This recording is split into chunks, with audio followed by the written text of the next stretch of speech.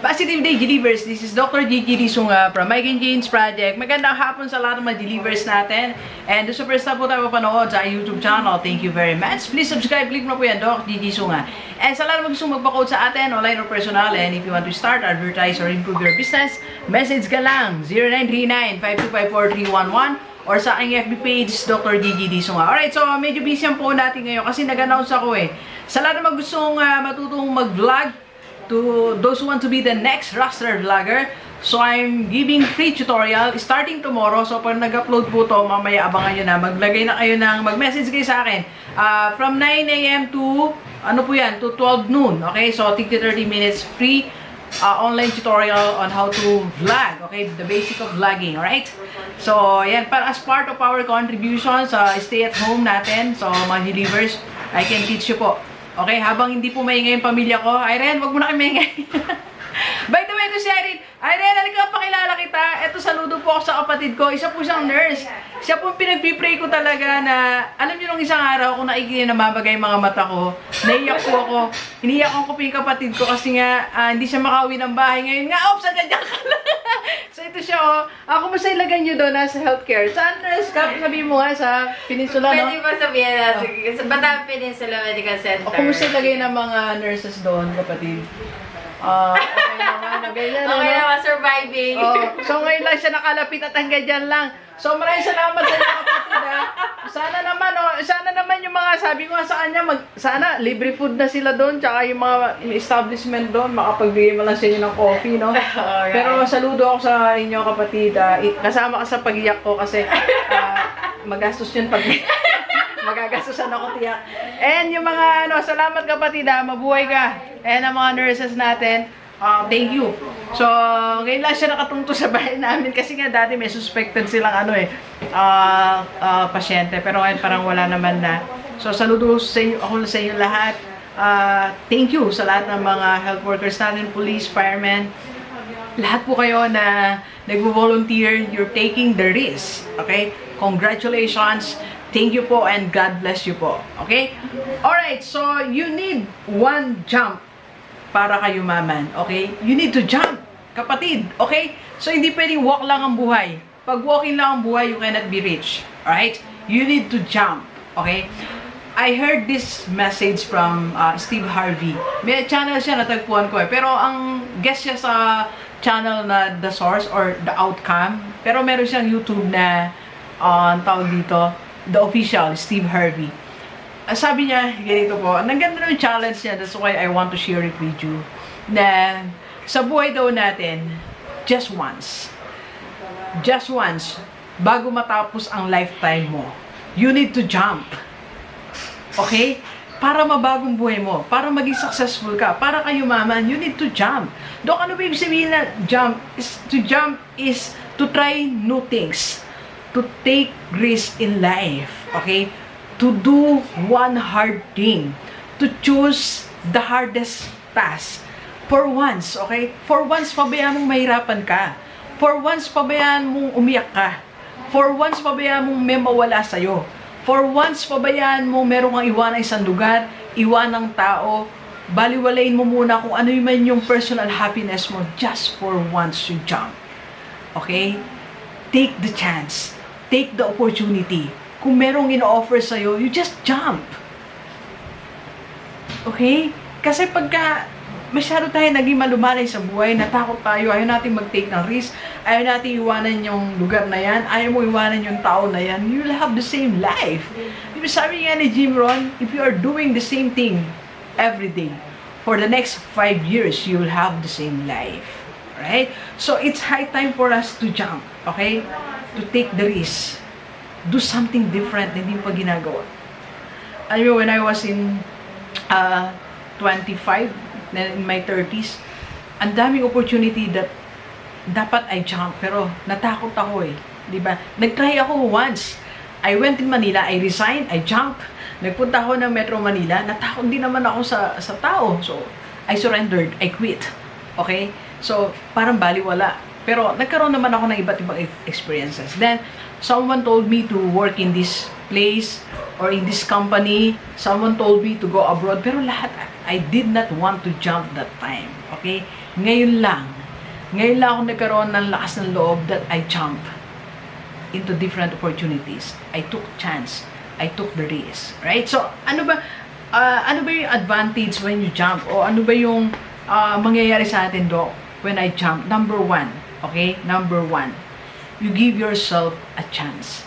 Para fair ka naman sa sarili mo.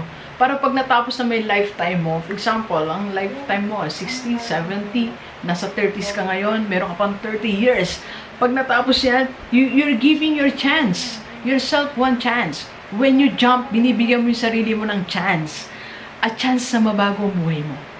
That's being fair to yourself. For once, take the chance. For once, look at the opportunity na meron sa paligid mo. Look at the chance. Bigyan mo ng chance sarili mo umunlad. Bigyan mo naman chance sa sarili mo ma-experience na ibang tao. Bigyan mo naman chance ang sarili mo na makapunta sa iba't ibang lugar. Bigyan mo naman chance ang sarili mo na mabago ang routine, magawa ang gusto mo, makapag-travel, and before you can do that, kailangan meron ka muna source. And to have source, you need to take a chance. Give yourself a chance. Alright?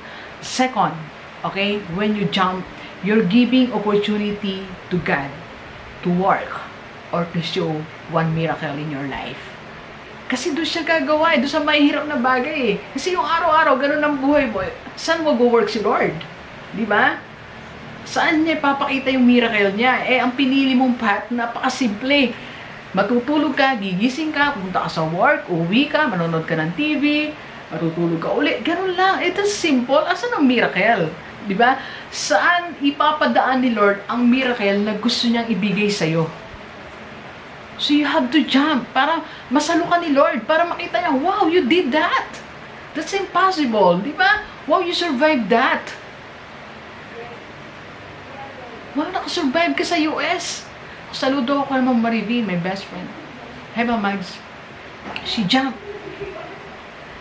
Kagabi sinabi ko ulit sa kanya yon. Sabi ko, you know, I admire your courage. Ano po namin siya dito sa school, director ng Student Affairs and OIC ng College of Nursing. So pag tininan mo, ang ganda ng buhay niya eh. Diba? Mataas ang position sa school namin.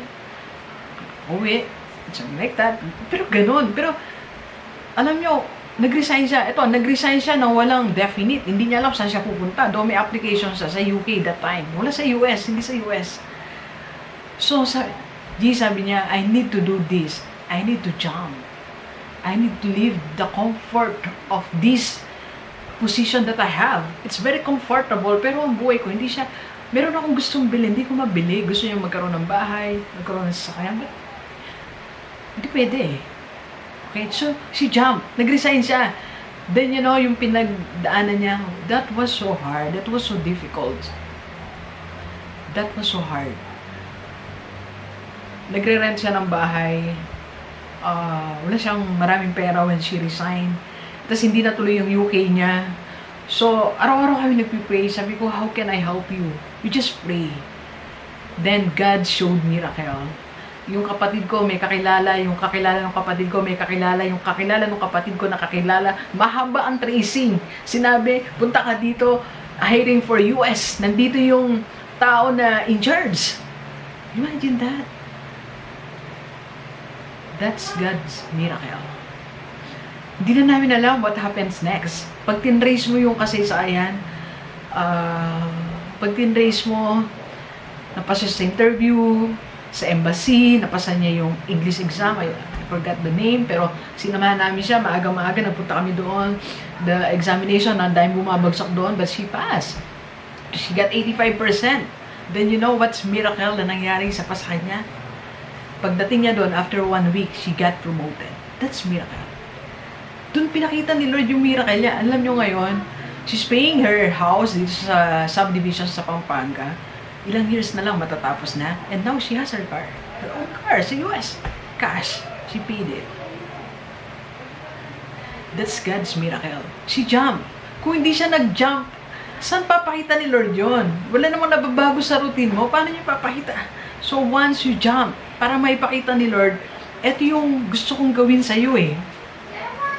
You know, I resigned. I jumped. I resigned. I don't have millions, okay? When I resigned. So, akala ng iba, nag-resign ka daw, siguro may 3 million ka, 5 million, may 10 million. I don't have that money. I don't have millions. I don't have 2 millions. I don't have that cash. But I jumped. Sabi ko, Lord, bahala ka na. Once in my life, for once, okay? For once, I want to do it. Kasi ang gusto ko talaga na buhay, sinashare ko sa isang interview ni Ma'am Joy sa akin sa video. Sabi ko, I want to live the life that I want. Yung may pera ko, then, kung gusto ko magpunta doon sa ganun lugar, I can go there. I want to drink my coffee. I want to go to Starbucks. I want to work there. And I was dying to become a consultant at the time. Matagal na eh. But it happened. So, I jumped. So, ngayon, hindi pa steady yung, in terms of my GDS corporate training. So, hindi naman siya struggling. This is struggling kasi I have 4 clients. Then, I have many clients actually. So, thank you kay Lord. Ngayon, napapakita niya yung miracle sa akin eh. In just few weeks, 2 weeks after I resigned, nagkaroon agad ako ng 4 companies na hawak. Imagine that. Doon niya, pinakita ni Lord eh, yung miracle niya. So, you have to jump para mapakita ni Lord na kaya kanyang gawa ng miracle. And third, take the risk or you forever, you will have the same life. It's now or never, kapatid. May offer sa'yo, jump! Dok, nakakatakot. Talaga nakakatakot. Di ba sabi nga ni Steve Harvey, it's not easy. Siya, after niyang mag-resign, ilang years pa siya naghirap. Natulog siya sa car. Walang natira sa kanya. Family niya. Lahat. It was not an easy journey. But he took the risk. You took the risk, you jump. Or forever, live in a break-even life. Well, I'm not telling you to resign. I'm just telling you to take that opportunity. Anong opportunity meron ka? Ano yung pwede mo pang gawin? You just have to jump. Just jump, alright? Take the risk. Take the risk, kapatid. Okay? Next, number 4. Okay? It's your chance to become rich. There's no other way. Pag hinintay natin yumaman tayo, because of yung buhay mo na ganyan ang routine, very predictable, very comfortable, wala. It will not make you rich. Makakaraos ka lang. Di ba maraming ganun eh? Kumusta? Ito, nakakaraos naman kami. Well, why choose that one when you can have an abundant life? Sabi ni Lord John 10:10, and I will give you life and the abundance of it. Ba't ka magpapakahirap? Meron namang maayos na buhay. You just have the courage to jump, right? It's your chance to become rich. Pwede tayong yumaman pero matagal. Pag retired na tayo, ano pa natin pera? Di ba? Pwede tayong yumaman after how many years? Limited lang buhay natin, kapatid. Limited lang. Okay? So, my message is very simple. Ulit-ulitin ko. Kanina ko binabanggit. For once, jump. Take the chance. Take the challenge. Okay? Take the risk. Give up something. Be in the hard court. Be in the battlefield. Center yourself. Okay? Leave that comfort zone. Leave those people. Leave that place. Leave that old things that you're doing. It doesn't work. Di ba napapansin, ilang taon ka na, ganun pa rin buhay mo? It doesn't work that way. It doesn't work that way. Okay? Change your way. Change the game plan. You jump. Take a risk. Alright? Doc, natatakot ako. Mahirap. Yeah, it's hard. It's hard. But I can help you. I can be your coach. I can be your mentor. Message ka lang sa akin. Okay? Alright, so please share this video sa lahat ng mga kaibigan natin, kahit OFW o dito sa Pilipinas, para sama-sama tayo mabago tumulad ating buhay. Thank you very much, Gilibers. Enjoy the rest of the day, yeah? Let's go, let's go!